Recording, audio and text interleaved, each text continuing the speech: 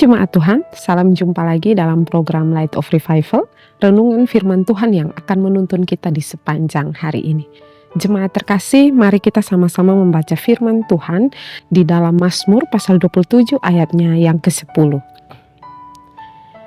Sekalipun ayahku dan ibuku meninggalkan aku, namun Tuhan menyambut aku. Kasih Tuhan menyambut aku. Jemaat Tuhan yang terkasih, ayat ini merupakan pernyataan dari pemazmur yang sangat mengharukan karena pemazmur merefleksikan kasih Allah yang begitu besar kepada kita umat manusia. Pemazmur membandingkan kasih Allah dengan relasi manusia di dunia ini, yaitu dengan orang tua. Dalam konteks budaya kuno pada waktu itu, bahkan bukan hanya budaya kuno, mungkin masih berlaku sampai sekarang, bahwa ayah, ibu, orang tua menjadi figur yang sangat penting dalam kehidupan kita. Orang tua, ayah dan ibu menjadi pelindung kita, menjadi pengasuh kita, menjadi penuntun hidup kita. Orang tua menjadi penting dan berharga di dalam kehidupan kita. Nah, sepenting dan seberharganya orang tua, ayah dan ibu, mereka tetaplah manusia yang bisa saja jatuh di dalam dosa yang mungkin akan meninggalkan kita, yang membuat kita kecewa, yang membuat kita sakit hati, yang memarahi kita, dan berbagai banyak hal lain yang dilakukan. Namun pemazmur mengatakan bahwa biarpun ayah dan ibu yang adalah orang penting dalam hidup kita meninggalkan kita, Allah tetap setia. Kasih Allah lebih besar daripada kasih manusia manapun yang ada di dalam dunia ini, sekalipun orang tua kita. Jemaat Tuhan yang terkasih, penafsir di dalam Constable ID mengatakan di ayat yang ke-10 ini, dia mengatakan bahwa seharusnya ini menjadi pernyataan bersyarat. Jika ayahku, poinnya Daud dalam ayat ini adalah bahwa bahkan jika mereka yang paling mendukungnya di bumi meninggalkannya, dia tahu bahwa Tuhan tidak akan meninggalkannya. Jemaat Tuhan yang terkasih, kasih Allah tidak bersyarat. Kasih Allah bersifat kekal dan tidak berubah.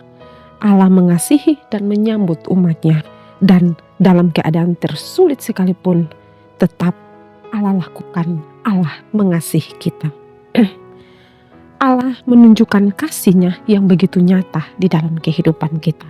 Dari firman ini kita bisa belajar aplikasi praktis dalam kehidupan kita sebagai orang percaya, bahwa yang pertama, kasih Allah begitu nyata dalam kehidupan kita.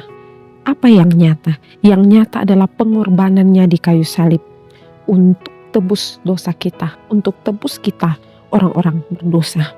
Maka pengorbanannya yang dilakukan kepada kita yang tidak layak dilakukan atas dasar kasih-Nya kepada kita, atas dasar kasih Allah bagi kita. Roma 8 ayat 38 dan 39 berkata, sebab aku yakin bahwa baik maut maupun hidup, baik malaikat-malaikat maupun pemerintah-pemerintah, baik yang ada sekarang maupun yang akan datang, atau kuasa-kuasa baik yang di atas maupun yang di bawah, ataupun sesuatu makhluk lain tidak akan dapat memisahkan kita dari kasih Allah yang ada dalam Kristus Yesus Tuhan kita. Melalui kematian dan kebangkitan Kristus, kita memiliki jaminan bahwa tidak ada yang dapat memisahkan kita dari kasih Allah.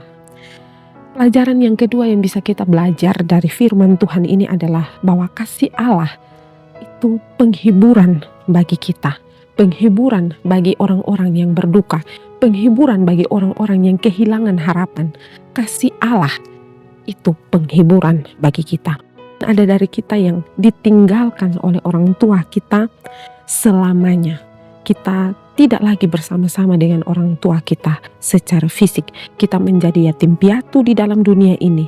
Secara manusia kita menjadi yatim piatu di dalam dunia ini. Tetapi Allah tetap sama. Allah tidak akan meninggalkan kita, baik dalam keadaan kita bersama dengan orang tua kita ataupun tidak bersama dengan orang tua kita. Allah yang dahulu tetap sama, dan Allah yang selalu menyertai dan menghibur keadaan kita. Ketika dunia meninggalkan kita, Allah menyambut kita dengan tangannya yang terbuka. Allah menghibur kita yang berduka. Allah menopang kehidupan kita yang yatim piatu. Allah akan menuntun kehidupan kita. Karena itu seperti firman Tuhan di dalam Matius 5 ayat 4, berbahagialah orang yang berduka cita karena mereka akan dihibur. Allah akan menuntun dan menyertai kehidupan kita.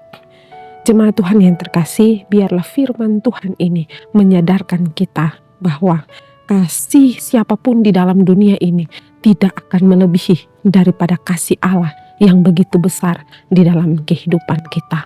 Ada banyak pengorbanan-pengorbanan yang dilakukan orang lain terhadap kehidupan kita, tapi pengorbanan Kristus lebih mulia di dalam kehidupan kita. Kristus berkorban karena Dia mengasihi kita. Kristus berkorban kepada kita yang tidak layak untuk dikasih. Kiranya firman Tuhan ini boleh memberkati kita. Mari kita berdoa.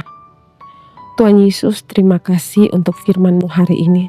Tuhan mau menolong kami untuk kami menyadari bahwa tidak ada kasih siapapun yang lebih besar di dalam dunia ini selain daripada kasih Allah yang begitu nyata di dalam hidup kami.